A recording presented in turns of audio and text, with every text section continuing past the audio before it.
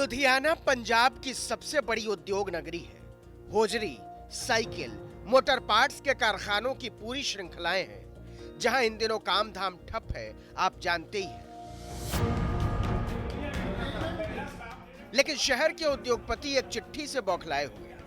यह चिट्ठी लिखी है शहर के डिप्टी कमिश्नर ने कि लॉकडाउन की अवधि के दौरान सभी उद्योगपतियों को अपने अपने कामगारों को उनका पूरा वेतन देना होगा और अगर ऐसा नहीं हुआ तो उनके खिलाफ तय धाराओं के तहत सख्त कार्रवाई की जाएगी।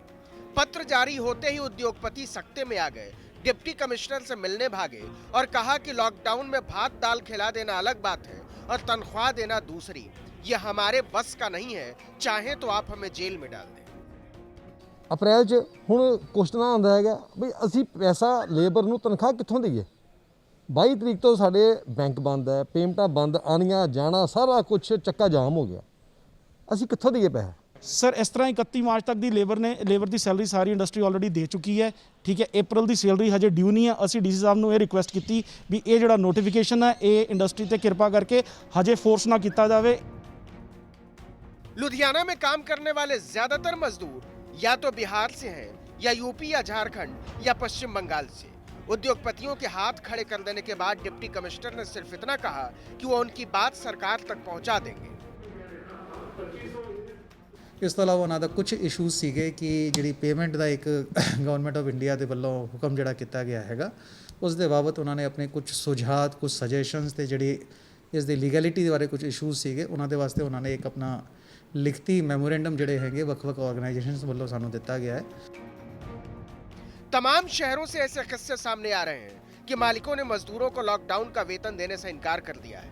दिल्ली से, नोएडा से, सूरत से, अहमदाबाद से, मुंबई, ठाणे, कानपुर, सहारनपुर से। आने वाले दिनों में यह मुश्किल और बड़ी हो सकती है क्योंकि मार्च तक का वेतन तो मालिकों ने जैसे तैसे दे दिया है, लेकिन पूरे अप्रैल में जब एक भी रुपए का काम ही नहीं होगा तो वो तनख्वाह कहां से देंगे? ये बहुत बड़ा सवाल है। लेकिन सरकारों की पहली प्राथमिकता ये है कि कोई मजदूर भूखा न रहे और वो जहां है वहां उसे सिर छिपाने की जगह मिल जाए।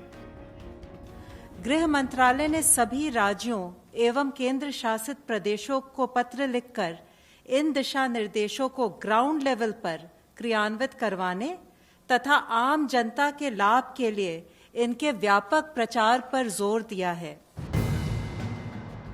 इस बीच अर्थव्यवस्था को उबारने के लिए प्रधानमंत्री नरेंद्र मोदी ने एक उच्च स्तरीय बैठक बुलाई जिसमें वित्त मंत्री निर्मला सीतारमण भी शामिल हुई। बैठक में उन सेक्टर्स को राहत देने पर चर्चा हुई जिन पर कोरोना का सबसे बुरा असर हुआ है। इसलिए उम्मीद बंधी है कि सरकार जल्दी ही दूसरे राहत पैकेज का ऐलान कर सकती है।